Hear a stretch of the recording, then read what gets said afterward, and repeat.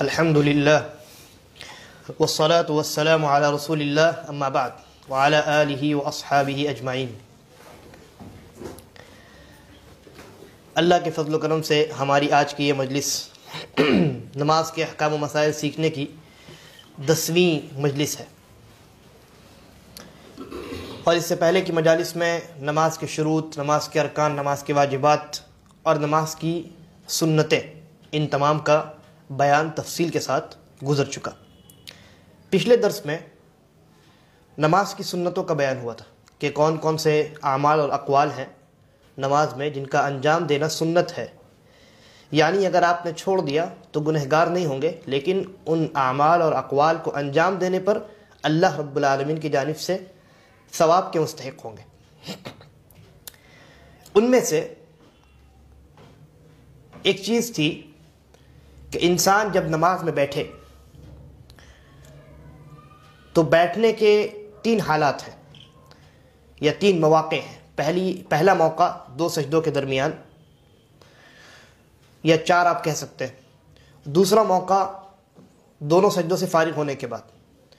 تیسرا موقع پہلے تشہد میں، جن نمازوں میں 2 تشہد ہے، اور چوتھا موقع جن نمازوں میں 2 تشہد ہے اس میں اخیر تشہد میں۔ 2 سجدوں کے درمیان جب انسان بیٹھے گا تو اس وقت بیٹھنے کی کیفیت کا بیان ہوا تھا کہ آپ اپنے بائیں پیر پر بیٹھیں گے اور دائیں پیر کو کھڑے رکھیں گے اس طریقے پر کہ آپ کی انگلیاں قبلے کی طرف ہوں۔ اور 2 سجدوں کے درمیان بیٹھنے کا ایک دوسرا طریقہ یہ ہے کہ آپ اپنے دونوں پیروں کو کھڑا کر دیں اور ان دونوں کی انگلیوں کا رخ قبلے کی جانب ہو، اور دونوں کی ایڑیوں پر آپ اپنے پیچھے والے یعنی بیک سائڈ، جس کو آپ سورین کہتے ہیں، اس کو آپ رکھ کر کے بیٹھیں۔ تو یہ 2 سجدوں کے درمیان بیٹھنے کا طریقہ ہے۔ اس کے بعد تشہد اول میں، یا وہ نماز جس میں صرف ایک تشہد ہے، اس میں بیٹھنے کا طریقہ بھی یہی ہے کہ آپ بائیں پیر پر بیٹھیں اور دائیں پیر کو کھڑا کر دیں۔ ٹھیک ہے، یہ ایک طریقہ ہے، اس کو افتراش کہتے ہیں۔ افتراش، بچھ کر کے بیٹھنا۔ افتراش کا مطلب بچھ کر کے بیٹھنا۔ تو 2 سجدوں کے درمیان بیٹھنے کا 2 طریقہ ہو گیا، اور پہلے تشہد میں یا ان نمازوں میں جن میں ایک ہی تشہد ہے ان میں بیٹھنے کا ایک طریقہ ہے جس کو افتراش کہتے ہیں۔ بائیں پیر پر بیٹھنا ہے اور دائیں پیر کو کھڑے رکھنا۔ اب آخر تشہد یا دوسرا تشہد جس میں تورک کیا جاتا ہے بیٹھنے میں، تو اس کا میں نے 2 طریقہ بیان کیا تھا، حقیقت میں 3 طریقے۔ 2 طریقہ کون کون سا تھا؟ پہلا طریقہ جو عام ہے اور ہم جانتے ہیں عام طور سے کہ جن نمازوں میں 2 تشہد ہے، ان کے دوسرے تشہد میں انسان جب بیٹھے تو اپنے بائیں پیر کو دائیں پیر کے نیچے سے نکال دے، ٹھیک ہے، اور دائیں پیر کو کھڑا کر دے اس طرح کہ اس کی انگلیوں کا رخ قبلے کی جانب ہو، اور اپنے سرین کو زمین پر رکھ کر کے بیٹھ جائے۔ ٹھیک ہے، ایک طریقہ تورک کا ہوا۔ دوسرا طریقہ میں نے بیان کیا تھا جس کو اکثر لوگ نہیں جانتے ہیں، وہ یہ کہ آپ اپنے سرین پر ہی بیٹھیں گے اور آپ کا بایاں جو پیر ہے وہ دائیں طرف نکلے گا، لیکن پہلے طریقے میں دائیں پیر کے نیچے سے نکل رہا تھا، اس دوسرے طریقے میں بائیں پیر کی پنڈلی اور ران کے درمیان جو حصہ ہے اس کے درمیان سے نکلے گا۔ گویا بایاں پیر جب نکلے گا، بایاں پیر کا جو نچلا والا حصہ ہے صرف وہی نکلے گا، تو اس کے اوپر آپ کے دائیں پیر کی ران ہوگی اور نیچے دائیں پیر کی پنڈلی ہوگی۔ یہ 2 طریقہ میں نے بیان کیا تھا۔ ایک اور تیسرا طریقہ بھی ہے جو صحیح حدیث سے ثابت ہے، وہ یہ ہے کہ آپ اپنے سرین کے بل بیٹھیں، یعنی بیک سائڈ پہ زمین پر رکھ کر کے بیٹھیں، اور آپ اپنے جس طریقے سے بائیں پیر کو دائیں پیر کے نیچے سے نکال کر کے بچھاتے ہیں ویسے بچھائیں، اور دائیں پیر کو بھی اس طریقے سے دائیں طرف کر کے بچھا دیں، یعنی اس طریقے میں آپ کا دایاں پیر اور آپ کا بایاں پیر دونوں دائیں طرف نکلا ہوا ہوگا۔ تو یہ کل ملا کر 3 طریقے ہیں تورک کے۔ ٹھیک ہے، انشاءاللہ ابھی کچھ دیر کے بعد نماز کا مکمل طریقہ سلام سے یا تکبیر تحریمہ سے سلام تک تفصیل کے ساتھ، یعنی انجام دے کر کے جس کو پریکٹیکل کہتے ہیں، ابھی انشاءاللہ دکھایا جائے گا۔ تو اس میں آپ کے سامنے یہ تینوں صورتیں واضح ہو جائیں گی۔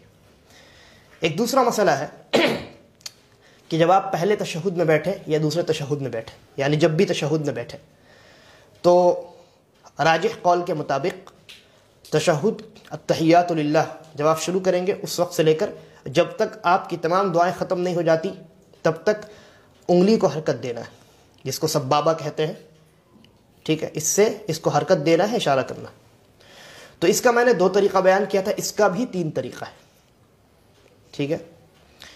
پہلا طریقہ میں نے یہ بیان کیا تھا کہ آپ بیچ والی انگلی اور انگوٹھے کی انگلی کو ملا دیں، حلقہ بنا دیں، اور اس انگلی سے سبابہ جس کو کہتے ہیں، اور ہماری اپنی زبان میں عام طور سے جس کو استعمال کرتی ہے عوام، اس زبان میں اس کو تشہد کی انگلی کہتے ہیں، شہادت کی انگلی کہتے ہیں، شہادت کی انگلی۔ تو اس طریقے سے آپ حلقہ بنا لیں اور حرکت دیں۔ یہ پہلا طریقہ بتایا تھا۔ دوسرا طریقہ بتایا تھا کہ آپ 53 کا عدد بنائیں۔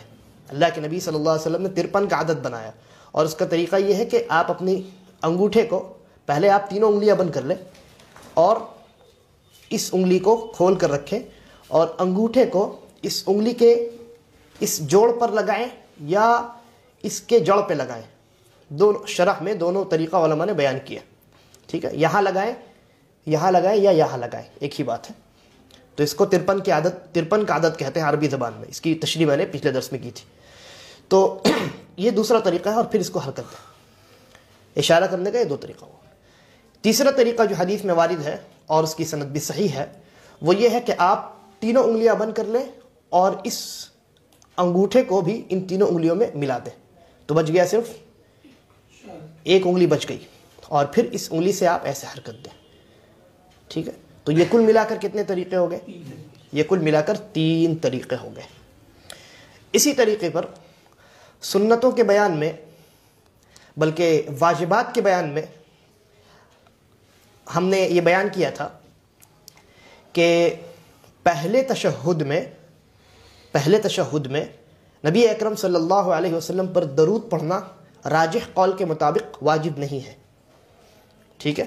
دوسرے تشہد میں واجب ہے، جن نمازوں میں 2 تشہد ہے، یا آپ کہہ لیں کہ اخیر تشہد میں، یعنی جس تشہد میں آپ سلام پھیریں، چاہے وہ 2 رکعت والی نماز ہو، 3 ہو یا 4 ہو، یعنی 2 رکعت والی نماز ہے تو ایک ہی تشہد ہے اور اس میں آپ سلام پھیر رہے ہیں، ایسی صورت میں درود پڑھنا آپ پر واجب ہے۔ یا اگر 2 تشہد والی نماز ہے تو جو دوسرا تشہد ہوگا، جو آخری تشہد ہوگا جس میں آپ سلام پھیریں گے، تو اس میں درود پڑھنا یہ واجب ہے، ٹھیک ہے۔ لیکن پہلے تشہد میں، جن نمازوں میں 2 تشہد ہے، ان میں پہلے تشہد میں ہم نے یہ کہا تھا کہ التحیات للہ والی دعا پڑھنے کے بعد آپ اٹھ جائیں تیسری رکعت کے لیے، اور تشہد میں یعنی اس دعا کے بعد درود کا پڑھنا واجب نہیں ہے، ٹھیک ہے۔ اور بہت سارے آثار بھی ہیں، صحابی کہتے ہیں کہ میں نے نبی اکرم صلی اللہ علیہ وسلم کے پیچھے نماز پڑھی اور آپ پہلے تشہد سے اس طرح اٹھ جاتے تھے گویا آپ آگ کے یعنی گرم پتھر پہ بیٹھے، اور اسی طرح کی روایت ابو بکر رضی اللہ عنہ سے بھی ملتی ہے۔ تو یہ واجب نہیں ہے، پہلے تشہد میں درود کا پڑھنا واجب نہیں ہے راجح قول کے مطابق۔ یعنی جب ہم یہ کہیں کہ راجح قول کے مطابق، تو اس کا مطلب کیا ہوا؟ مسئلے میں اختلاف ہے، مسئلے میں اختلاف ہے، کئی اقوال ہیں، ان اقوال میں دلیل اور اصول شرعیہ، ان کی روشنی میں جو قول حق کے زیادہ قریب لگتا ہے اور جو درست معلوم ہوتا ہے اس کو ہم راجح قرار دیتے ہیں، ٹھیک ہے۔ علماء کی اقوال، ان کی تعریف، ان کی تفصیلات اور ان کی ترجیحات کو مد نظر رکھتے ہوئے، ان کے دلائل کو دیکھتے ہوئے، تو راجح قول کے مطابق واجب نہیں ہے۔ لیکن واجب نہیں ہے، لیکن عمومی کیوں واجب نہیں ہے؟ کیوں؟ اس لیے کہ کوئی خاص دلیل ایسی وارد نہیں ہے جن میں تشہد کا ذکر ہے کہ اللہ کے نبی صلی اللہ علیہ وسلم پر تشہد میں درود پڑھا جائے۔ لہذا اسی بنا پر علماء لکھتے ہیں کہ پہلے تشہد میں التحیات والی دعا پڑھنے کے بعد درود پڑھنا گرچہ واجب نہیں ہے لیکن سنت ہے، اور یہ سنت غیر مؤکدہ ہے، یعنی نماز کے اندر یہ سنت مؤکدہ نہیں ہے۔ تو یہ ایک چیز ہوئی، اور پھر اس کے بعد اس سے پہلے کے اعمال میں کون کون سے اعمال سنت ہیں اور اس کے بعد کے اعمال میں کون کون سے اعمال سنت ہیں، اس کا تفصیلی بیان اس سے پہلے کے درس میں ہو چکا ہے. ٹھیک ہے, تو انشاءاللہ اب اس کے بعد ہم پریکٹیکلی نماز کا طریقہ تفصیل کے ساتھ آپ کے سامنے کر کے دکھائیں گے, اور پھر اس کے بعد ہماری یہ کوشش ہوگی کہ آج ہی کے مجلس میں مبطلات الصلاح, یعنی وہ اعمال اور حرکت جو نماز کو باطل کر دیتی ہے, ان کا کچھ تفصیل سے, بہت زیادہ تفصیل نہیں بلکہ آپ مختصر ہی کہہ لیں, ٹھیک ہے, مختصر انداز میں اس کا بیان ہو جائے, تاکہ انسان کو کم از کم ایک اس کے سامنے ایک خاکہ بن جائے کہ ہاں یہ چیزیں ہیں جن کا انجام دینا نماز کے اندر انسان کی نماز کو باطل کر سکتا ہے. تو اب انشاءاللہ ہم نماز کے طریقے کو کر کے پریکٹیکلی آپ کے سامنے دکھائیں گے.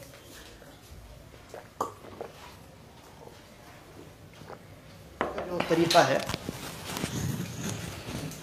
سنت طریقہ, اور جس کی تفصیل آپ نے پوری سماعت کی, ارکان کے ساتھ, واجبات کے ساتھ اور سنتوں کے ساتھ, اور بعض ایسے اعمال ہیں جن کو انجام دینے کا 2-3 طریقہ ہے.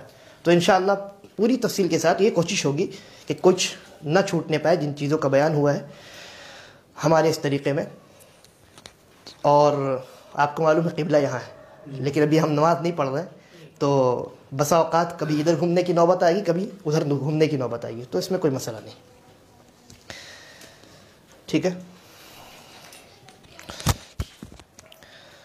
سب سے پہلے ہم نے کہا تھا کہ نماز کے شروط میں سے ہے کہ آپ پہلے نماز کی ابتدا سے پہلے نیت کریں, یعنی نیت آپ کے دل کے ارادے کا نام, ایسا ارادہ جس کے اندر کوئی شک نہ ہو بلکہ پکا ارادہ ہو. پکا ارادہ ہی کو نیت کہتے ہیں. ٹھیک ہے, اس کے لیے زبان سے دہرانے کی, بولنے کی کچھ ضرورت نہیں. تو مثال کے طور پہ ہم آج ظہر کی نماز پڑھیں گے تاکہ اس میں دونوں تشہد موجود ہوں, یا آپ یہ کہ عشاء کی نماز پڑھتے ہیں تاکہ اس میں قراءت بھی آ جائے جہرن. تو عشاء کی نماز کا نمازی جو نماز شروع کرے گا پہلے وہ ارادہ کر لے کہ ہاں یہ عشاء کی نماز میں پڑھنے جا رہا ہوں. ٹھیک ہے, اب اس کے بعد وہ تکبیر تحریمہ کہے گا, اور تکبیر تحریمہ رکن ہے. تکبیر تحریمہ کہے گا اور اپنے دونوں ہاتھوں کو اٹھائے گا. کہاں تک اٹھائے گا؟ 2 طریقہ ہے, ایک تو یہ کہ آپ اپنے کاندھے تک اٹھائیں, اور دوسرا طریقہ یہ ہے کہ کان تک اٹھائیں. کان کو چھونا نہیں ہے, کان کو چھونے کی کوئی روایت ثابت نہیں ہے. 2 روایات آئی ہیں, ایک یہ کہ آپ کاندھے تک اٹھائیں, اور دوسرا یہ کہ آپ کان تک اٹھائیں. تو 2 طریقہ ہے. تو اس طریقے سے اللہ اکبر کہہ کے اپنے دونوں ہاتھوں کو سینے پر باندھ لینا ہے. یہ آپ کا سینہ ہے, سینے پر باندھ لینا ہے, یہ سنت ہے. اس کے بعد دعائے استفتاح پڑھنی ہے. دعائے استفتاح یعنی وہ دعا جو سورۃ الفاتحہ سے پہلے پڑھی جاتی, دعائے استفتاح پڑھنی ہے. اچھا, یہاں پر بعض لوگ کیا کرتے ہیں, جب ہاتھ اس طریقے سے باندھتے ہیں تو ان دونوں کاندھوں کو اس طریقے سے اوپر اٹھا لیتے ہیں. یہ جو آپ یہ طریقہ دیکھ رہے ہیں یہ درست نہیں ہے. بہتر ہوگا کہ آپ لوگ وہاں بیٹھ جائیں, ٹھیک ہے, تاکہ سامنے سے دیکھ سکیں. چل ہٹا لیجیے وہاں سے. تو آپ کو یہ نارمل رکھنا ہے, اس کو اٹھانے کی کوئی ضرورت نہیں ہے.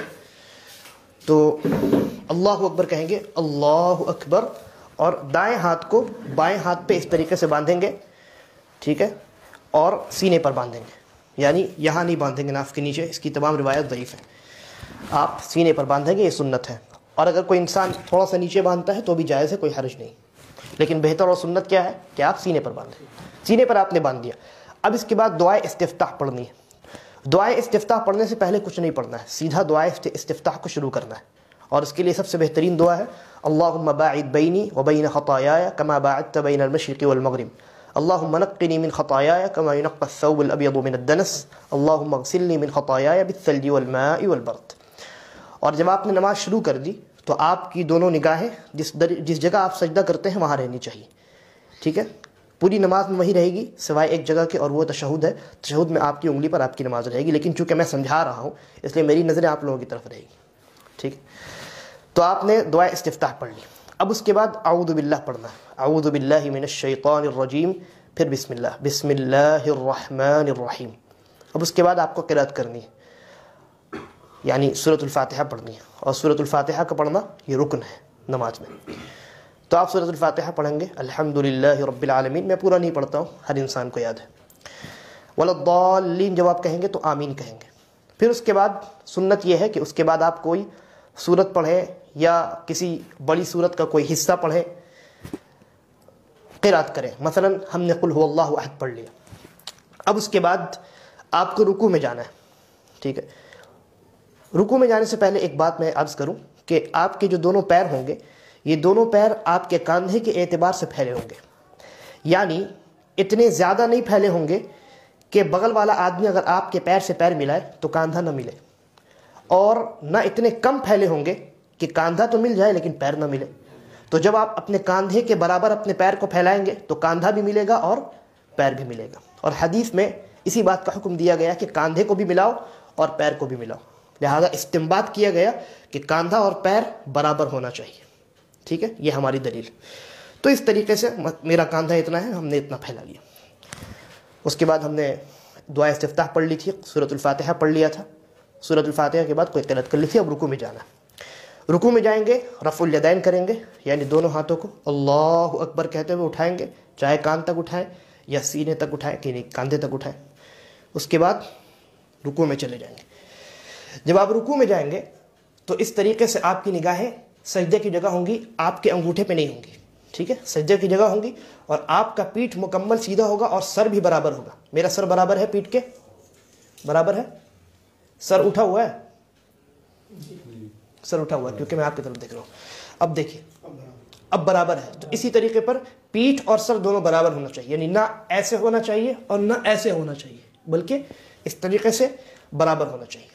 پھر اس کے بعد آپ یہاں جو دعا ہے وہ پڑھیں گے، سبحان ربی العظیم، سبحان ربی العظیم، سبحان ربی العظیم۔ ایک مرتبہ پڑھنا واجب ہے، اس سے زیادہ آپ جتنی مرتبہ چاہے پڑھیں، اور 3 مرتبہ پڑھنا یہ نبی اکرم صلی اللہ علیہ وسلم کا عمل ہے بعض روایت کے اندر۔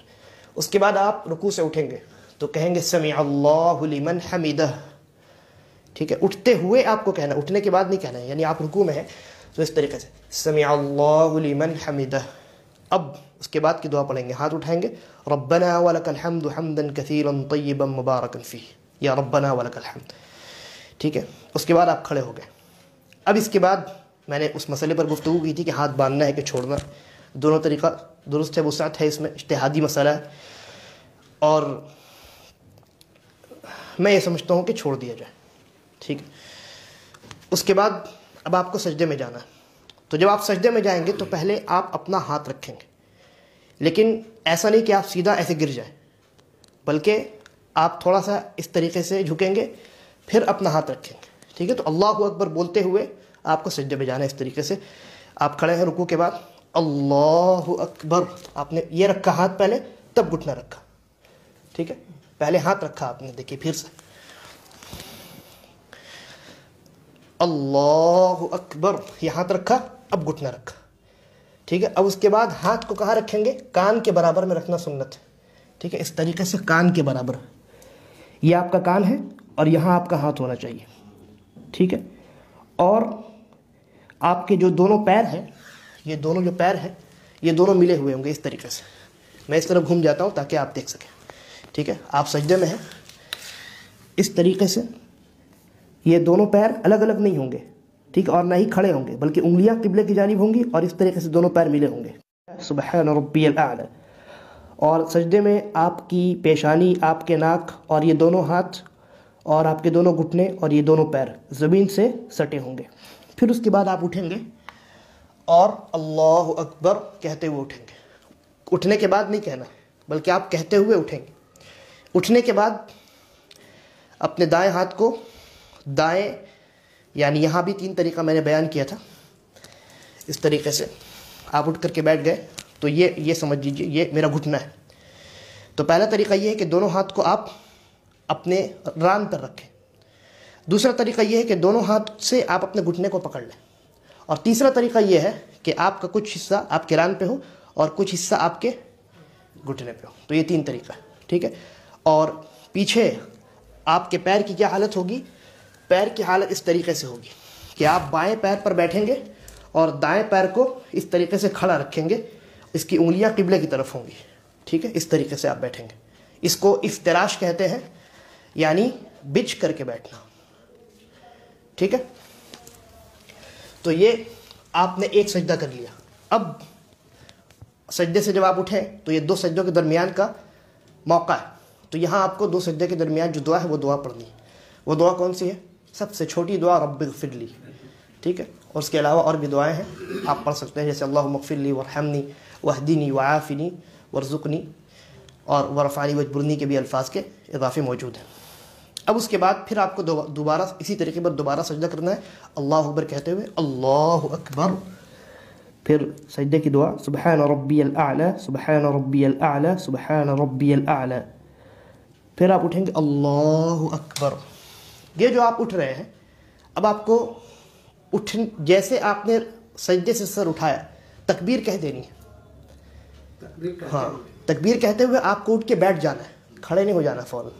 मैंने बताया था आप सजदे से सर उठाएंगे अल्लाहु अकबर कह करके इस तरह कुछ बैठेंगे कुछ देर, फिर अपने दोनों हाथों को इस तरीके से, बेहतर सुन्नत ये है कि आप जिस तरीके से आटा गूंदा जाता है उस तरीके पर हाथ की शक्ल बना लें और इस तरीके से रख करके ऐसे उठ जाए, ठीक है। गोया यहाँ पर जो नुक्ता है वो ये कि आप सजदे में हैं, दूसरे सजदे में बाद लोग क्या करते हैं अल्लाहु अकबर, इस तरीके से नहीं, बाद लोग करते हैं अल्लाहु अकबर नहीं। बैठने के बाद उठते हुए आपको तकबीर नहीं कहनी है, बल्कि जब आप सजदे से उठेंगे तब तकबीर कहनी है, इस तरीके से अल्लाहु अकबर। अब आप बैठे हैं, अब इसी तरीके पर आपको खड़े हो जाना है, ठीक है। खड़े होकर के बगैर रफ़ुल यदैन किए, दूसरी रकत में कोई रफ़ुल यदैन नहीं है, अपने हाथ को फिर से सीने पर बांध लेना, ठीक है। उसी तरीके पर आप दूसरी रकत मुकम्मल करेंगे जिस तरीके पर आपने पहली रकत मुकम्मल की। और फिर उसके बाद हम सीधा चलते हैं पहले तशहुद में। तो पहले तशहुद में भी बैठने का तरीका क्या है? वही तरीका है जिसको इफ्तिराश कहते हैं, जिसका भी अभी पहले बयान हुआ, ठीक है। अच्छा, मैंने एक दूसरा तरीका नहीं बयान किया। दो तशहुद के दरमियान जब आप बैठे हुए थे तो आप इस तरीके से बैठे हुए थे, दो तशहुद के दरमियान इस तरीके से बैठे हुए थे, इसको इफ्तिराश कहते हैं। मैंने कहा था दो सजदों के दरमियान बैठने का एक और तरीका है, और वो ये है कि अपने दोनों पैरों को आप खड़ा कर दें और ये एड़ी के ऊपर बैठ जाए इस तरीके से, ठीक है। ये सिर्फ दो सजदों के दरमियान इसकी इजाज़त है, हदीस में सिर्फ इतना ही है, किसी और मौके पर बैठने की ये सूरत नहीं है, ठीक है। तो दो सजदों के दरमियान बैठने की ये हालत। उसके बाद अब हम पहले तशहुद में है, तो पहले तशहुद में इफ्तिराश करके बैठेंगे इस तरीके से, अपने पैर को बिछा लेंगे बाएं पैर को और इसके ऊपर बैठ जाएंगे, और ये पैर जो है हमारा खड़ा रहेगा और इसकी उंगलियां किबले की तरफ रहेंगी, ठीक है। ये पहले तशहुद में या उन नमाजों में जिनमें एक ही तशहुद है यही सूरत हाल होगी, ठीक है। अब उसके बाद आप पहले तशहुद में अभी बैठे हुए, इशा की नमाज है, 2 रकतें हमने मुकम्मल कर ली। पहली रकत में भी सूरतुल फातिहा के बाद क़िरात थी और दूसरी रकत में भी सूरतुल फातिहा के बाद क़िरात थी और जहरी क़िरात थी, यानी ज़ोर से आपने क़िरात किया। 2 रकत में आप बैठे हैं, तो यहाँ आपको तशहुद में अत्तहियात की जैसी दुआ शुरू करेंगे, अत्तहियातु लिल्लाहि शुरू करेंगे दुआ, वैसे ही आपको हरकत देना है। हरकत देने का 3 तरीका मैंने बयान किया। पहला तरीका ये है कि आप तमाम उंगलियां बंद कर लें और इसको ऐसे अंगूठे को भी इन तीनों उंगलियों में मिला दें और हरकत दें, अत्तहियातु लिल्लाहि, और आपकी निगाह इसी उंगली पर होनी चाहिए, अत्तहियातु लिल्लाहि वस्सलावातु वत्तय्यिबात, ठीक है।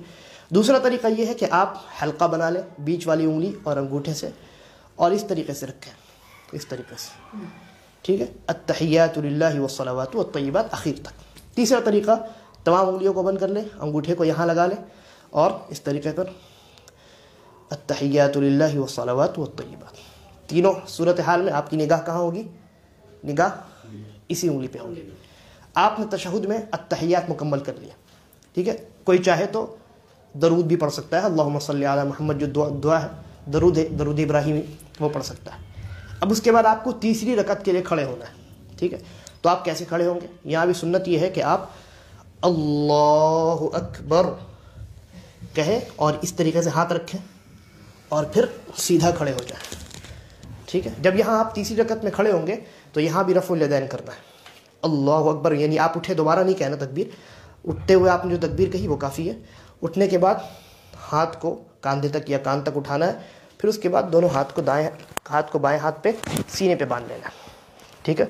और फिर से आपकी निगाह कहाँ चली जाएगी? سجدے کی جگہ میں. ٹھیک ہے. اب یہاں آپ کو سورۃ الفاتحہ کی قرأت کرنی ہے، اور کبھی کبھی انسان چاہے تو سورۃ الفاتحہ کے بعد 4 رکعت یا 3 رکعت والی نماز میں کوئی دوسری قرأت بھی کر سکتا ہے، کوئی حرج نہیں ہے. کبھی کبھی، ہمیشہ نہیں، کیونکہ ہمیشہ اللہ کے نبی صلی اللہ علیہ وسلم سے ایسا وارد نہیں، تو کبھی کبھی کر سکتا ہے. بہرحال آپ نے تیسری رکعت میں سورۃ الفاتحہ پڑھ لی، اور تیسری رکعت میں اور چوتھی رکعت میں جو قرأت ہوگی وہ آہستہ ہوگی. ٹھیک ہے. سورۃ الفاتحہ آپ نے آہستہ پڑھ لی اس صورت میں کہ آپ کے ہونٹ ہلیں گے اور آواز اتنی ہوگی کہ اگر شور نہ ہو تو آپ اپنی آواز سن سکیں. اگر شور نہ ہو تو، یعنی مثلا عام طور سے جہاں ہم نماز پڑھتے ہیں وہاں کبھی کھڑکی کھولی رہتی ہے، کبھی کسی اور چیز کی آواز آ رہی ہوتی ہے، تو انسان خود اپنی آواز نہیں سن سکتا. ٹھیک ہے. تو ضروری نہیں ہے کہ انسان اور زور سے پڑھے تاکہ اپنی آواز سنے، بلکہ اعتبار یہ ہوگا کہ اگر شور نہ ہو تو آواز اتنی ہو کہ آپ خود سن سکیں گے. تو شور کی صورت میں آپ نہیں سن رہے، کوئی حرج نہیں. تو بہرحال آپ نے اس ہلکی آواز میں، بالکل ہلکی کہ آپ صرف آپ سن سکیں، الحمدللہ رب العالمین الرحمن الرحیم. ٹھیک ہے. اس طریقے سے آپ سورۃ الفاتحہ پڑھیں گے. پھر رفع الیدین کرتے ہوئے رکوع میں جائیں گے. رکوع کا طریقہ میں نے بتا دیا. پھر رکوع سے سر اٹھائیں گے، پھر سجدے میں جائیں گے، سجدے سے اٹھیں گے، 2 سجدے والی دعا پڑھیں گے. ٹھیک ہے. وہاں بیٹھنے کا 2 طریقہ بتا دیا. پھر اس کے بعد سجدے میں جائیں گے، پھر اس کے بعد اٹھتے ہوئے تکبیر کہیں گے، تھوڑا سا بیٹھیں گے، پھر کھڑے ہو جائیں گے چوتھی رکعت میں. ٹھیک ہے. چوتھی رکعت بھی اسی طریقے سے مکمل کریں گے، اور آپ آ جائیں گے اخیر تشہد میں. تو اخیر تشہد میں آپ آ گئے. یہاں پر اخیر تشہد میں آپ کو تورک کرنا ہے بیٹھنے کے طریقے میں. ٹھیک ہے. تو تورک کا میں نے 3 طریقہ بتایا. دیکھیے، تورک کا یعنی دوسرے تشہد میں، جن نمازوں میں 2 تشہد ہے ان کے دوسرے تشہد میں تورک کا طریقہ یہ ہے کہ پہلا طریقہ یہ ہے کہ آپ اپنے بائیں پیر کو دائیں پیر کے نیچے سے نکال دیں. ٹھیک ہے. اور یہ آپ کی سرین ہے، اس پر آپ بیٹھ جائیں، اور یہ دائیں پیر جو ہے آپ کا کھڑا رہے گا، انگلیاں قبلے کی جانب رہیں گی. ٹھیک ہے. اور اپنے ہاتھ کو آپ اپنے ران پر رکھ لیں اور اشارہ کریں. اشارہ کرنے کا 3 طریقہ میں نے بتا دیا. ٹھیک ہے. یہ تورک کا پہلا طریقہ ہوا. تورک کا دوسرا طریقہ یہ ہے کہ آپ یہ جو پیر نیچے سے نکلا ہوا ہے، یہ طریقہ تھوڑا سا مشکل ہے. ٹھیک ہے. لیکن یہ طریقہ ثابت ہے. یہ جو پیر نیچے سے نکلا ہوا ہے، اس کو نیچے سے نہیں نکالے، بلکہ یہ آپ کا دایاں پیر ہے، یہ آپ کی دایاں پیر کی پنڈلی ہے، یہ آپ کے دایاں پیر کا ران ہے. تو ران اور پنڈلی کے درمیان سے بایاں پیر نکلے گا اس طریقے سے دکھ رہا ہے. اس طریقے سے ران اور پنڈلی کے درمیان سے آپ کا یہ پیر اس طریقے سے نکلا ہے. باقی سب سیم ہے، کوئی فرق نہیں. اور آپ تشہد کی دعا پڑھیں گے اشارہ کرتے ہوئے. دوسرا طریقہ ہو گیا. تیسرا طریقہ یہ ہے کہ دونوں پیر آپ بچھا دیں گے. یعنی یہ پیر بچھا ہوا ہے، یہ پیر بھی اس طریقے سے بچھا رہے گا، ایسے نہیں رہے گا. دائیں جانب حدیث کے الفاظ ہیں کہ دائیں جانب دائیں پیر بھی ہو بایاں پیر بھی ہو، تو یہ ایسا نہیں رہے گا بلکہ ایسے رہے گا. تو آپ اس طریقے سے بیٹھ سکتے ہیں. ٹھیک ہے. آپ کا دایاں اور بایاں دونوں پیر دائیں طرف نکلا ہوا ہے. ٹھیک ہے. تو یہ 3 طریقے ہوئے. بعض لوگ کیا کرتے ہیں، ایسے بیٹھتے ہیں. ایسا بیٹھنا ثابت نہیں. ایسے بیٹھ سکتے ہیں. اور اس بات کا خیال رکھیں کہ تو اگر آپ ایسے بیٹھیں گے تو ممکن ہے بغل والا اگر جگہ کم ہو تو ایسی صورت میں تکلیف ہو سکتی ہے. تو یا تو آپ ایسے بیٹھ جائیں یا ایسے بیٹھ جائیں. اس طریقے میں بھی بغل والے کو کوئی تکلیف نہیں ہوتی، بلکہ اور آسانی ہو جاتی ہے، کیونکہ یہاں کچھ نہیں نکلا ہوا ہے. ٹھیک ہے. تو یہ 3 طریقے ہیں بیٹھنے کے. تورک کے 3 طریقے ہو گئے. اب اس کے بعد آپ یہاں پر کیا پڑھیں گے؟ ہاں.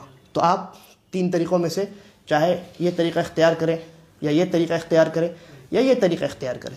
تشہد کی انگلی آپ کو ہلانی ہے، آپ کی نگاہ تشہد کی انگلی پر رہے گی، اور آپ التحیات مکمل پڑھیں گے. التحیات للہ والصلوات والطیبات. السلام علیک ایہا النبی ورحمۃ اللہ وبرکاتہ. السلام علینا وعلی عباد اللہ الصالحین. اشہد ان لا الہ الا اللہ اشہد ان محمدا عبدہ ورسولہ. اس کے بعد درود ابراہیمی آپ کو پڑھنی ہے. اللہم صل علی محمد وعلی آل محمد کما صلیت علی ابراہیم وعلی آل ابراہیم انک حمید مجید. اللہم بارک علی محمد وعلی آل محمد کما بارکت علی ابراہیم وعلی آل ابراہیم انک حمید مجید. اس کے بعد 2 دعائیں میں نے بتائی تھیں جو جس کے متعلق تاکید مروی ہے. پہلی دعا وہ دعا ہے جس کو نبی اکرم صلی اللہ علیہ وسلم نے حضرت ابو بکر رضی اللہ عنہ کو سکھائی تھی، اور وہ دعا یہ ہے کہ اللہم انی ظلمت نفسی ظلما کثیرا ولا یغفر الذنوب الا انت فاغفر لی مغفرة من عندک وارحمنی انک انت الغفور الرحیم۔ پھر اس کے بعد چار چیزوں سے پناہ طلب کرنی ہے۔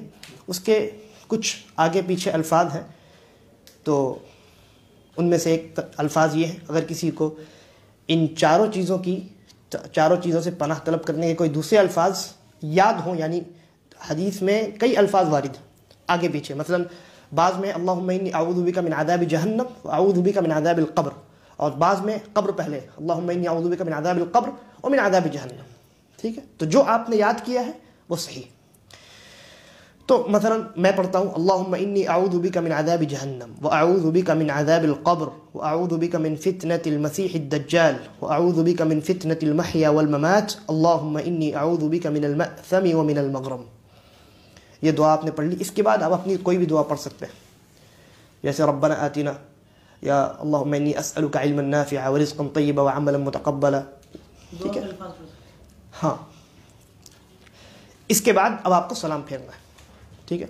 تو سلام پھیرنے کے متعلق میں نے یہ بتایا تھا کہ بہتر یہ ہے کہ جب آپ سلام کریں تو آپ کا جو چہرہ ہے وہ قبلے کی جانب ہو، کیونکہ عائشہ رضی اللہ عنہ کہتی ہیں کہ اللہ کے نبی صلی اللہ علیہ وسلم نے سلام کیا اور آپ کا چہرہ قبلے کی جانب تھا، ٹھیک ہے؟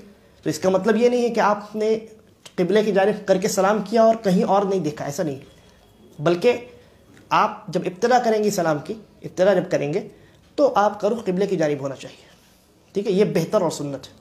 ورنہ اگر کوئی اس طریقے سے اپنے سر کو دائیں طرف کرتے ہوئے اور بائیں طرف کرتے ہوئے بھی کرتا ہے تو بھی درست ہے، لیکن بہتر کیا ہے؟ اس طریقے سے السلام علیکم ورحمۃ اللہ، السلام علیکم ورحمۃ اللہ، اس طریقے سے، ٹھیک ہے؟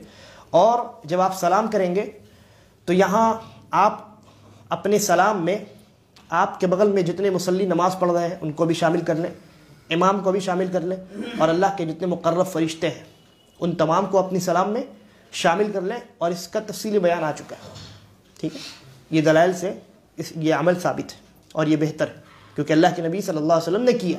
ایک حدیث میں آپ نے کہا کہ اپنے بھائی کو سلام کرو، اور ایک حدیث کے متعلق یعنی نبی اکرم صلی اللہ علیہ وسلم کا عمل حضرت علی رضی اللہ عنہ نے بیان کیا کہ اللہ کے نبی صلی اللہ علیہ وسلم نے عصر سے پہلے 4 رکعت پڑھی اور ان 4 رکعت میں فصل کیا، یعنی 2 رکعت پڑھی پھر سلام پھیرا اور پھر 2 رکعت پڑھی، تو آپ نے سلام پھیرا اور اس سلام میں آپ نے اللہ کے مقرر فرشتوں کو مراد لیا، ٹھیک ہے؟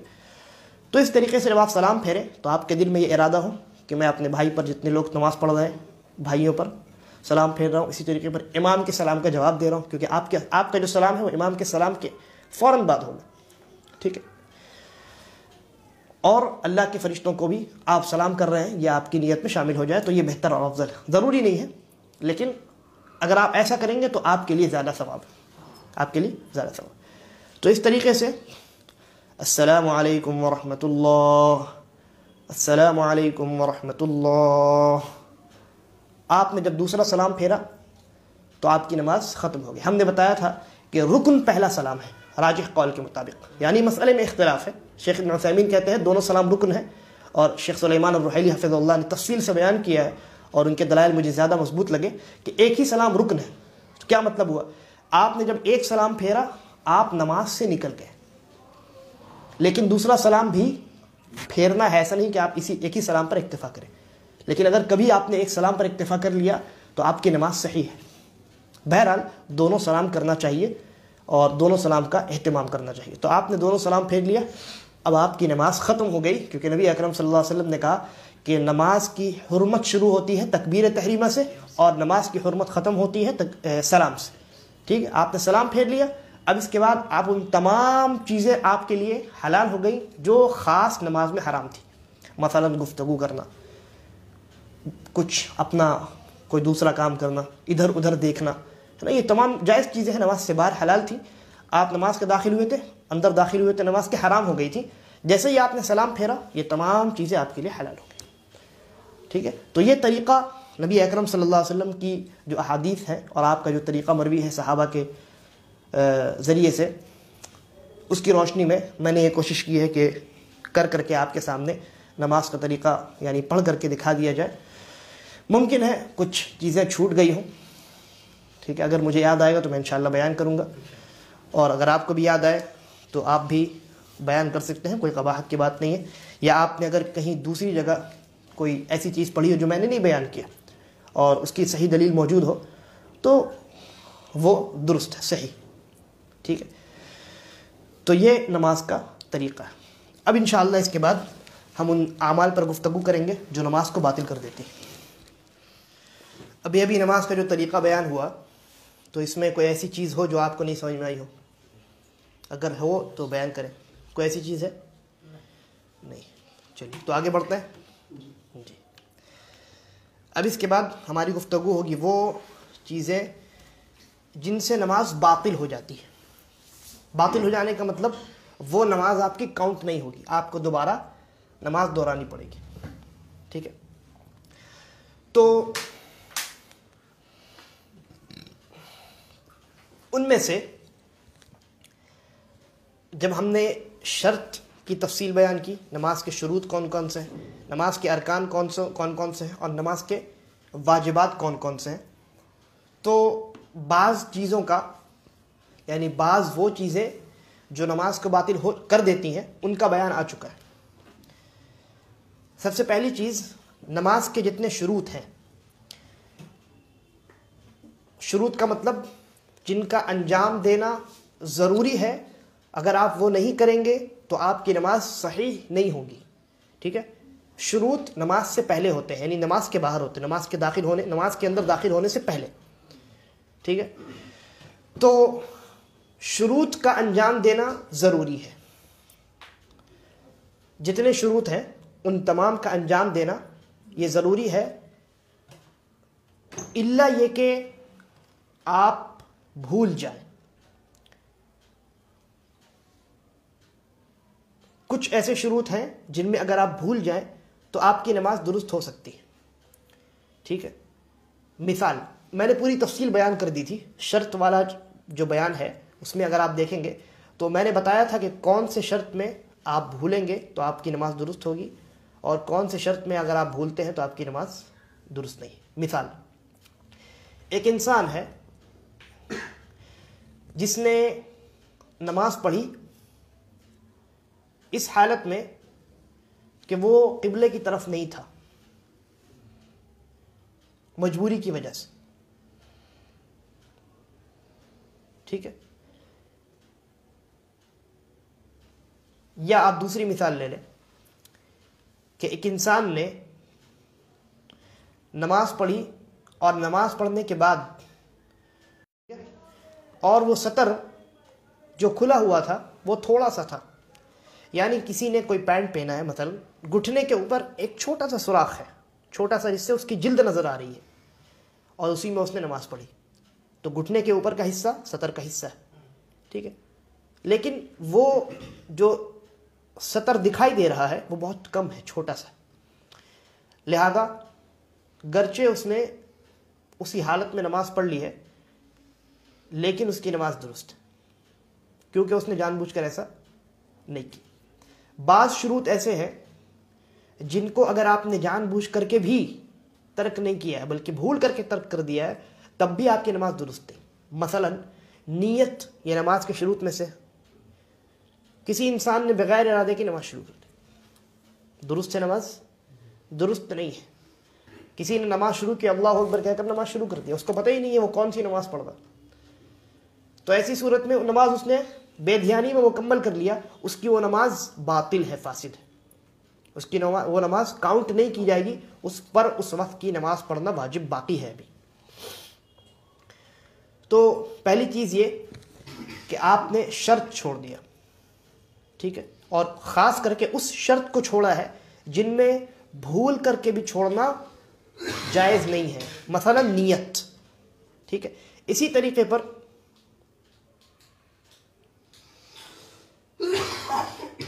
دوران نماز,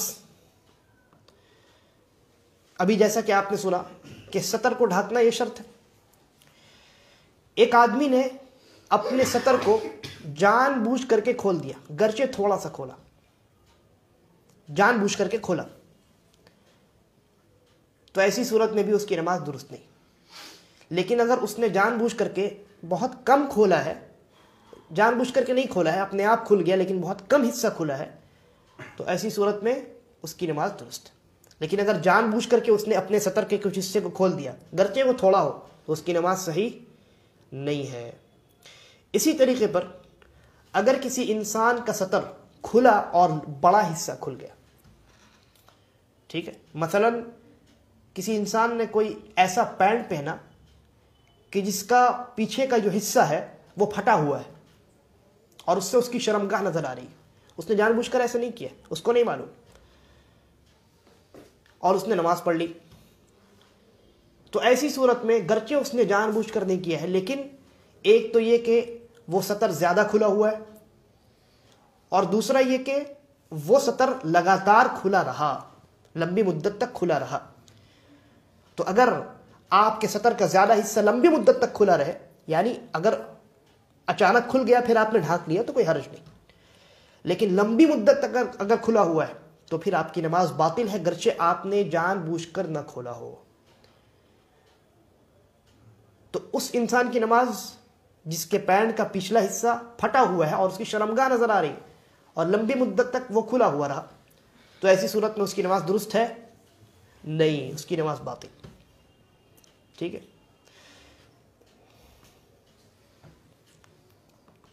اسی طریقے پر کسی انسان نے بغیر وضو کے نماز پڑھ لی، بغیر وضو کے نماز پڑھ لی، بھول کر کے، جان بوجھ کر کے کسی نے بغیر وضو کے نماز پڑھی تو گنہگار بھی ہوگا اور نماز تو ہوگی نہیں. بھول کر کے کسی نے بغیر وضو کے نماز پڑھ لی، بعد میں یاد آیا کہ جا میں تو وضو سے نہیں تھا، ابھی میں فارغ ہو کے آیا تھا یا میں حالت جنابت میں تھا، تو ایسی صورت میں اس کی نماز باطل، اس کو دوبارہ نماز پڑھنی پڑے گی، ہے نا. دلیل آپ کو موجود ہے، گزر چکا عمر رضی اللہ عنہ کا عمل اور اللہ کے نبی صلی اللہ علیہ وسلم کا فعل بھی موجود ہے کہ اللہ رب العالمین طہارت کے بغیر نماز کو قبول نہیں کرتا. حضرت عمر رضی اللہ عنہ نے صحابہ کرام کو ایک مرتبہ نماز پڑھا دی، بعد میں آپ کو معلوم ہوا کہ آپ حالت جنابت میں ہیں، تو آپ نے اپنی نماز دوبارہ دہرائی. تو یہ اس بات کی دلیل ہے کہ اگر آپ نے بغیر وضو کے بھول کر کے بھی نماز پڑھ لیا ہے تو آپ کی نماز درست نہیں ہے. اسی طریقے پر قبلے کی جانب رخ کرنا یہ نماز کے شروط میں سے ہے نا، لیکن اگر کسی نے جان بوجھ کر کے قبلے کے بجائے کسی اور طرف رخ کر کے نماز پڑھ لیا تو اس کی نماز باطل ہے. ٹھیک ہے. لیکن کسی نے بھول کر کے نہیں پڑھا بلکہ اس کو معلوم نہیں تھا کہ قبلہ اس طرف نہیں اس طرف ہے اور اس نے نماز پڑھ لی، تو ایسی صورت میں اس کی نماز درست ہوگی. یا وہ اس نے کوشش کی کہ قبلہ تلاش کیا جائے لیکن اس کو معلوم نہیں ہو سکا، مثلا کوئی انسان صحرا میں ہے، ریگستان میں ہے، اور اس کو سمجھ میں نہیں آ رہا، رات کا وقت ہے، سمجھ میں نہیں آ رہا ہے کہ آخر قبلہ ہے کس طرف. یا کوئی انسان سفر میں ہے، نہیں سمجھ میں آ رہا کہ قبلہ کس طرف ہے، اس نے نماز پڑھ لی، بعد میں معلوم ہو کہ قبلہ کسی اور طرف تھا، تو اس کی نماز درست ہے. لیکن معلوم ہو جانے کے بعد آپ کو قبلہ چینج کرنا ہے. مثلا کوئی انسان دوران نماز اگر کسی انسان کو معلوم ہوتا ہے کہ میں جس طرف رخ کر کے نماز پڑھ رہا ہوں قبلہ اس طرف نہیں اس طرف ہے، تو اگر اس نے اسی حالت میں نماز جاری رکھی تو نماز باطل، اور اگر اس نے قبلہ چینج کر لیا تو پوری نماز اس کی صحیح، پہلے کی بھی، اس قبلے والی نماز بھی اور اس قبلے والی نماز بھی صحیح. اسی طریقے پر یہ تو شرائط کا بیان ہوا. اس کے بعد ارکان کا معاملہ بھی میں نے بیان کیا تھا کہ جتنے ارکان ہیں ان تمام کو بھی قدرت رکھتے ہوئے چھوڑنا جائز نہیں ہے، اور اگر کسی نے قدرت رکھتے ہوئے چھوڑ دیا، چاہے جان بوجھ کر چھوڑا یا بھول کر چھوڑا، لیکن قدرت ہے، ٹھیک ہے. ان قدرت، اس شرط کو یاد رکھیں، ایک انسان کھڑے ہونے کی طاقت رکھتا ہے، قادر ہے کھڑا ہو کر کے نماز پڑھے، لیکن بھول کر کے اس نے بیٹھ کے نماز پڑھ لی، فرض نماز کی بات ہو رہی ہے، تو ایسی صورت میں اس کی نماز درست نہیں، کیونکہ اس نے رکن چھوڑ دیا. اگر اسی حالت میں اس نے نماز مکمل کر لی ہے تو نماز دہرائے گا یا وہ رکعت دہرائے گا، وہ رکعت جس میں اس نے ایسا کیا ہے وہ رکعت دہرائے گا، اور اگر ہر رکعت میں ایسا کیا ہے تو ہر رکعت دہرائے گا، یعنی پوری نماز مکمل پڑھے گا. اسی طریقے پر کسی نے بھول کر کے سورۃ الفاتحہ نہیں پڑھی، اللہ اکبر کہہ کر کے مگن رہا، ذہن اس کا دکان میں چلا گیا، حساب و کتاب کرنے لگ گیا، تو ایسی صورت میں بھی اس کی نماز درست نہیں ہے، اور اس پر واجب ہے کہ اگر دوران نماز اس کو یاد آیا ہے تو وہ اپنی اس پچھلی رکعت کو باطل سمجھے، اور جس رکعت میں یاد آیا ہے اس رکعت میں اگر اس نے سورۃ الفاتحہ پڑھی ہے تو وہ اس کی پہلی رکعت ہوگی۔ اس کی تفصیل گزر چکی۔ تو بہرحال کہنے کا مقصد یہ ہے کہ رکن کو چھوڑنا قدرت رکھتے ہوئے، چاہے جان بوجھ کر کے ہو یا بھول کر کے ہو، نماز کو باطل کر دیتا ہے، یہاں تک کہ اس رکن کو انجام دے دیا جائے۔ ٹھیک ہے، کسی نے اگر سورۃ الفاتحہ کو پہلی رکعت میں چھوڑ دیا بھول کر کے، اور نماز اس نے اور پھر دوسری تیسری چوتھی میں پڑھا، اس کے بعد سلام پھیر دیا، تو اس کی پہلی رکعت نہیں ہوئی۔ جب اس کو یاد آئے گا تو وہ اپنی ایک رکعت مکمل کرے گا اور پھر سجدہ سہو کرے گا۔ ٹھیک، اسی طریقے پر واجب کے متعلق ہماری گفتگو ہو چکی ہے کہ کون کون سے اعمال نماز میں واجب ہے۔ مثلا سبحان ربی العظیم رکوع میں پڑھنا یہ واجب ہے 1 مرتبہ۔ تو واجب کا حکم یہ ہے کہ جان بوجھ کر اگر کسی نے کسی واجب کو ترک کیا ہے تو اس کی نماز باطل، یا جس رکعت میں اس نے ایسا کیا ہے وہ رکعت باطل، اور اگر جان بوجھ کر کے نہیں کیا ہے، بھول کر کے کیا ہے، تو ایسی صورت میں نماز نہیں باطل ہوتی۔ تو مثال ہم لیتے ہیں، سبحان ربی العظیم پڑھنا رکوع میں کیا ہے؟ واجب، 1 مرتبہ کم از کم واجب ہے۔ کسی انسان نے جان بوجھ کر کے سبحان ربی العظیم نہیں پڑھا تو اس کی نماز باطل۔ سمجھ میں آ رہی بات؟ اسی طریقے پر اخیر تشہد میں، تشہد کے بعد درود ابراہیمی پڑھنا، اللہم صل، درود پڑھنا نبی اکرم صلی اللہ علیہ وسلم پر، یہ واجب ہے۔ کسی انسان نے تشہد پڑھا اور جان بوجھ کر کے سستی اور کاہلی کی بنیاد پر سلام پھیر دیا، تو ایسی صورت میں اس نے کیا کیا؟ واجب کو جان بوجھ کر چھوڑ دیا، تو ایسی صورت میں اس کی وہ رکعت باطل ہو جاتی ہے۔ ٹھیک ہے، لیکن سنت کا یہ معاملہ نہیں ہے۔ سنت کو اگر کسی نے جان بوجھ کر کے بھی چھوڑ دیا ہے تو اس کی نماز باطل نہیں ہوتی ہے۔ کسی نے رفع الیدین نہیں کیا تو اس کی نماز باطل نہیں ہوگی۔ کسی نے صرف 1 ہی مرتبہ سبحان ربی العظیم پڑھا، 2-3 مرتبہ نہیں پڑھا، تو اس کی نماز صحیح ہے۔ ٹھیک ہے، تو سنن کو چھوڑنے میں، سنتوں کو چھوڑنے سے نماز باطل نہیں ہوتی، لیکن ارکان یا شروط، ارکان اور واجبات، ان تمام کو چھوڑنے سے نماز باطل ہو جاتی ہے۔ اور کب کس کو چھوڑنے سے باطل ہوتی ہے؟ شروط کو۔ شروط میں سے بعض ایسے ہیں جن کو اگر آپ نے بھول کر کے بھی چھوڑ دیا تو نماز باطل، اور بعض ایسے ہیں جن کو بھول کرتے ہوئے، آپ نے جانتے بوجھتے ہوئے، تو آپ کی نماز باطل، یعنی وہ رکعت۔ اور واجبات کا بھی یہی حکم ہے کہ جان بوجھ کر اگر کسی نے چھوڑا ہے تو نماز اس کی درست نہیں ہے۔ ٹھیک ہے، اسی طریقے پر جان بوجھ کر کے کسی رکن کو چھوڑ دینا تو میں نے بیان کر دیا۔ جان بوجھ کر کے کسی رکن کو زیادہ کر دینا، مثلا ایک انسان نے 1 مرتبہ سورۃ الفاتحہ پڑھی، یا دوسری مثال لیتے ہیں تاکہ اور اچھے طریقے سے واضح ہو۔ ایک انسان نے 1 مرتبہ رکوع کیا، رکوع کرنا رکن ہے، رکوع سے اٹھا، سوچا کہ 1 مرتبہ اور کر لیتے ہیں زیادہ ثواب ملے گا۔ کسی انسان نے 2 سجدے کیے، سوچا کہ 2 ہی سجدے کریں گے، نہیں اور سجدے کریں گے، 2-3 سجدے اور مار لیے، تو یہ ارکان میں زیادتی۔ تو ارکان میں زیادتی کرنا یہ بھی نماز کو باطل کر دیتا ہے، کیونکہ نبی اکرم صلی اللہ علیہ وسلم نے فرمایا من عمل عملا لیس علیہ امرنا فہو رد، کہ جس نے کوئی ایسا کام کیا جس پر ہماری مہر نہیں، جو ہمارے عمل میں سے نہیں ہے، وہ عمل مردود ہے، یعنی باطل، فاسد۔ اسی طریقے پر ایک انسان نے نیت کر کے نماز شروع کی، مثلا کسی انسان نے ظہر کی نماز کے لیے اس نے نیت کی کہ میں یہ جو نماز پڑھنے جا رہا ہوں یہ ظہر کی نماز ہے، نماز شروع کی۔ اس کے بعد اس کو یاد آیا کہ میں نے فجر نہیں پڑھی آج تو میں سویا رہ گیا تھا۔ اس نے کیا کیا؟ فرض نماز کی نیت اس نے کی تھی، اس کو توڑ دیا، نئے سرے سے فجر کی نیت کر لی، تو ایسی صورت میں اس کی نماز باطل، نہ ظہر ہوگی نہ فجر ہوگی۔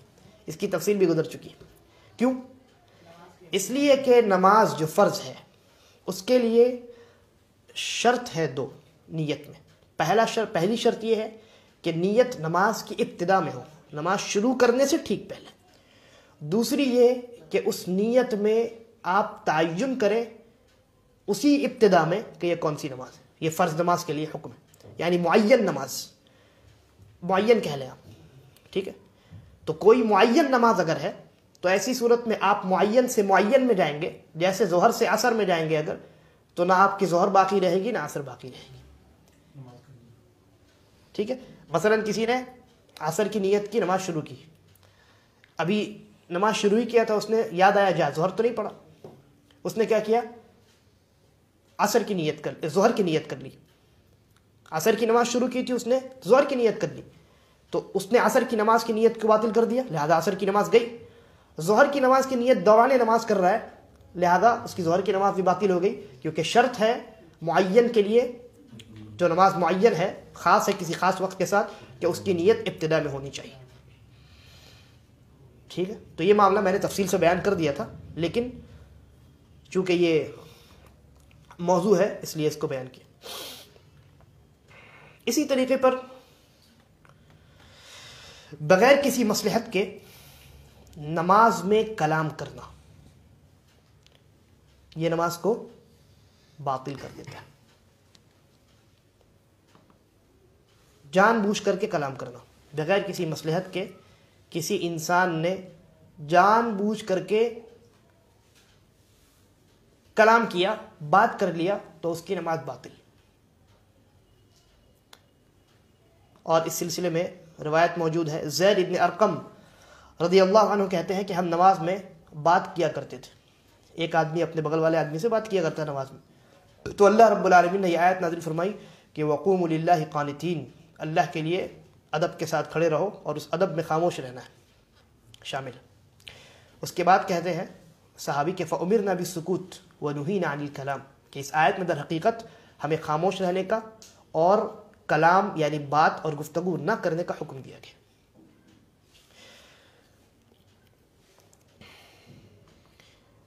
تو کسی انسان نے جان بوجھ کر کے، یعنی اس کو معلوم تھا یہ حکم کہ جان بوجھ کر کے نماز میں کلام کرنا نماز کو باطل کرتا ہے، اور اس نے جان بوجھ کر کے ایسا کیا، تو اس کی نماز باطل ہو گئی۔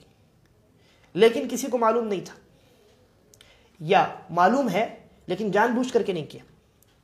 پہلی صورت، کسی کو معلوم نہیں ہے کہ نماز میں گفتگو کرنا یہ حرام ہے، منع ہے، تو وہ انسان مثلا کوئی نماز پڑھ رہا ہے اور کسی نے آ کر کے سلام کیا، اس نے جواب دیا وعلیکم السلام ورحمۃ اللہ وبرکاتہ، نہیں معلوم تھا اس کو، تو ایسی صورت میں اس کی نماز باطل نہیں ہوگی۔ لیکن معلوم ہو جانے کے بعد اگر کسی نے جان بوجھ کر کے ایسا کیا تو نماز باطل ہو جائے گی۔ یہ پہلی صورت ہو گئی کہ جان بوجھ کر کے معلوم نہیں تھا کسی کو، ناواقفی کی صورت میں کسی نے بات کر لیا۔ دوسری صورت، معلوم ہے لیکن بھول کر کے کسی نے کلام کر لیا، بھول کر کے، تو بھی اس کی نماز باطل نہیں ہوگی، ٹھیک ہے، اس کی نماز باطل نہیں ہوگی۔ اور اس کی مثال، آپ میرے ذہن میں ایک مثال موجود ہے، ایک مرتبہ میں سن رہا تھا، حرم مکی کے ایک امام تھے، تقریباً 1900، بہت پرانے امام ہیں، 40 سال لگ بھگ پہلے، یعنی بھی کتنا چل رہا ہے 2020، 1980 وغیرہ کے قریب کے تھے۔ تو ان کا نام تھا شیخ علی جابر، شیخ علی جابر۔ تو ایک مرتبہ وہ نماز پڑھا رہے تھے، اور ان کا حفظ جو ہے وہ بہت زبردست، اتقان، مضبوطی، اللہ رب العالمین کے کلام کو یاد رکھنے کی جو قوت تھی ان کے اندر بہت عمدہ۔ جب تک انہوں نے حرم مکی میں تراویح پڑھائی، بہت کم ایسا ہوا کہ وہ کہیں پر بھولے، لیکن بھولے ہیں کیونکہ وہ انسان تھے۔ تو ایک مرتبہ وہ پڑھا رہے تھے تراویح، دوران نماز انہوں نے ایک آیت پڑھی، پھر اس کے بعد دوسری آیت جو انہوں نے شروع کی وہ کہیں اور کی تھی، یعنی قرآن میں بعض آیات ایک طرح کی ہے، ٹھیک ہے۔ تو شیخ کو مشابہ لگ گیا، جس کو آپ کہتے ہیں، غلطی محسوس ہوا، انسان کبھی کبھی کنفیوز ہو جاتا ہے۔ تو شیخ کوئی دوسری آیت پڑھ رہے تھے، اور اس کے بعد اسی طرح کی، یعنی ایک آیت دو جگہ ہے، لیکن دونوں جگہ اس آیت کے بعد دو الگ الگ آیت، تو شیخ نے ایک آیت پڑھی، اس کے بعد دوسری آیت ہے، اور یہی آیت کہیں اور ہے، اس کے بعد دوسری آیت. تو شیخ نے یہ آیت پڑھی، اس کے بعد یہ آیت پڑھنے کے بعد بجائے کہیں دوسری اسی طرح کی جو آیت ہے اس کے بعد جو آیت ہے وہ پڑھ دی.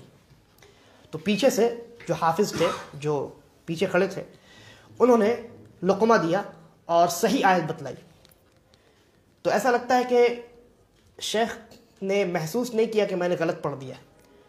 تو جب پیچھے سے کسی نے کہا تو شیخ سن نہیں پائے، تو انہوں نے کہا نعم. کیا کہا؟ نعم.